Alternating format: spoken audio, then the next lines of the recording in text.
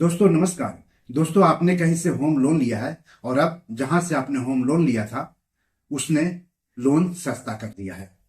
सवाल है कि आपको ज्यादा फायदा किस में मिलेगा, लोन की ईएमआई घटाने में या फिर लोन चुकाने की अवधि यानी लोन चुकाने का समय घटाने में। लोन सस्ता होने का फायदा उठाने के लिए आपको इन दो विकल्पों में से एक विकल्प को चुनना होगा। बैंक जब लोन सस्ता करता है तो आप पर ईएमआई का बोझ कम हो जाता है। बैंक इसका फायदा लोन की ईएमआई घटा कर देते हैं या फिर लोन चुकाने की अवधि घटा कर देते हैं। तो किन किन बैंकों ने लोन सस्ता किया है और इसका फायदा उठाने के लिए दो में से कौन सा विकल्प आपके लिए ज्यादा फायदेमंद रहेगा, ये हम आपको इस एपिसोड में आगे विस्तार से बताएंगे। लेकिन चैनल के लिए नए हैं तो तुरंत सब्सक्राइब कर लीजिए, वीडियो को ज्यादा से ज्यादा शेयर कीजिए ताकि ज्यादा से ज्यादा लोगों तक जानकारी पहुंचे। हो सकता है आपके एक शेयर से आपके किसी अपनों का ही फायदा हो जाए। तो चलिए आगे बढ़ते हैं। दोस्तों, लोन लेने वालों को लंबे समय से लोन सस्ता होने का इंतजार था।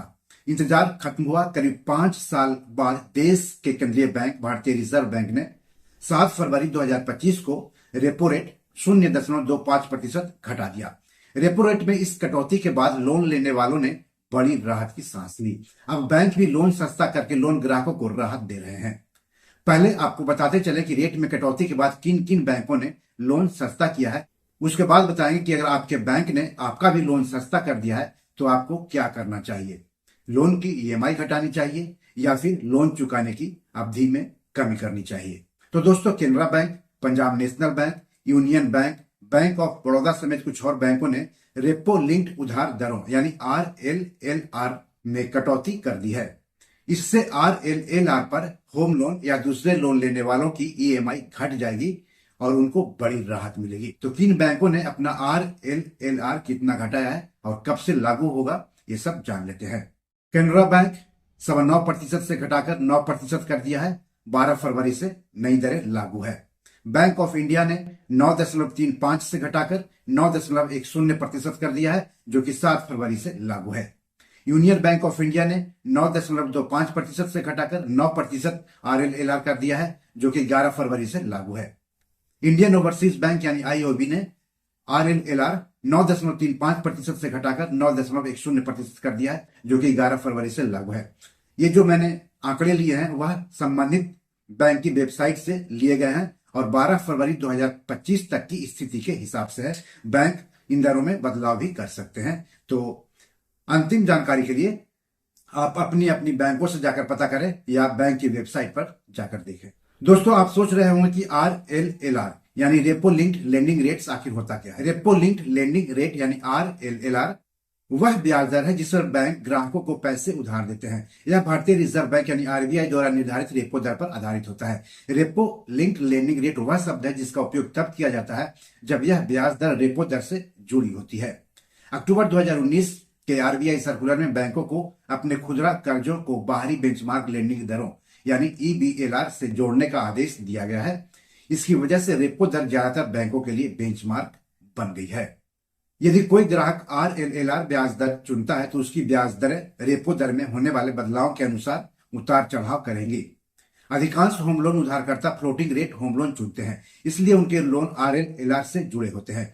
RLLR से पहले bank MCLR, base rate, prime lending rate यानी PLR, benchmark prime lending rate यानी BPLR के आधार पर लोन दिया करते थे। तो अगर आपका होम लोन RLLR के अलावा इन दरों पर है तो आप RLLR में शिफ्ट कर सकते हैं। अब सवाल है कि आपको ईएमआई कम करनी चाहिए या फिर लोन की अवधि। दोस्तों, आमतौर पर जब रेपो रेट घटता है तो इसका सामान्य प्रभाव यह होता है कि बैंक कर्ज लेने वालों की ईएमआई में राहत देने के लिए उनकी लोन चुकाने की अवधि कम कर देते हैं। हालांकि बैंक कर्ज लेने वालों को यह विकल्प भी दे सकते हैं कि यदि वे अनुरोध करें तो उनकी ईएमआई कम कर दी जाए और लोन की अवधि को जस का तस रखा जाए।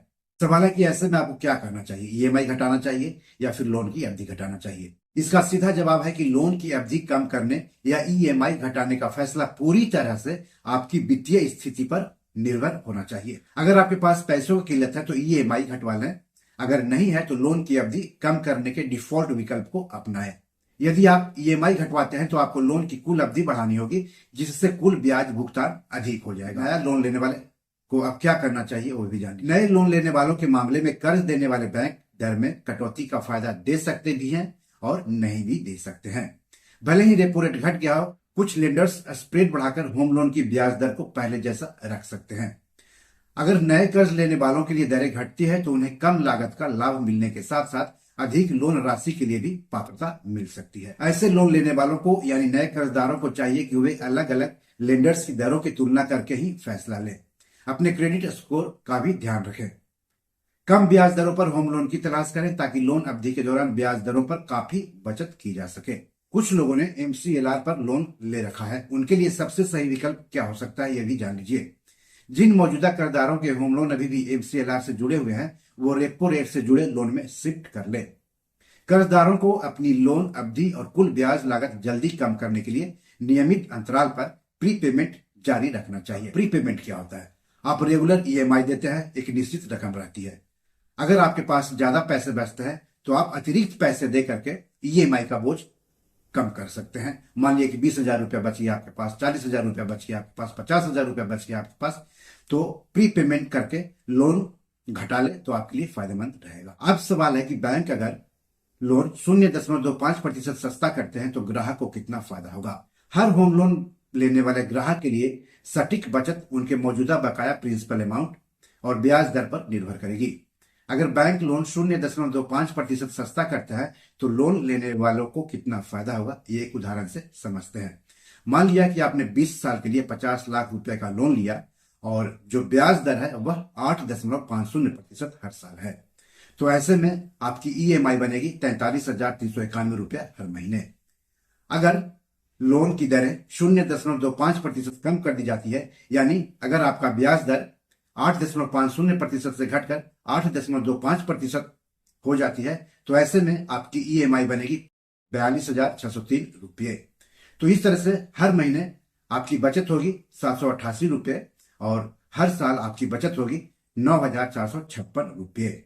अब इसको 20 साल से गुना कर दीजिए तो समझ जाइए कितना आपकी बचत होगी।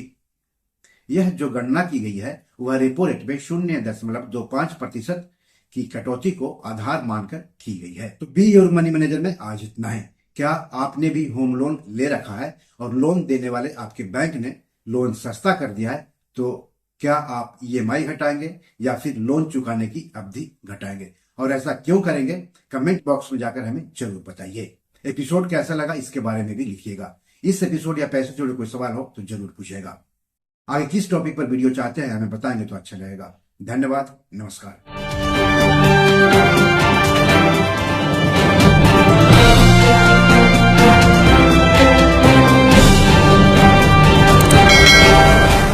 दोस्तों, ये मेरी 7 किताब है जो कि Amazon.com पर पब्लिश है। आप इसे डाउनलोड करके पढ़ सकते हैं। इन किताबों के लिंक्स इस वीडियो के डिस्क्रिप्शन में दिए हुए हैं। इन 7 किताबों में से 5 किताब मनी मैनेजमेंट पर है, यानी पैसा निवेश करके अधिक पैसा कैसे कमाएं पर आधारित है।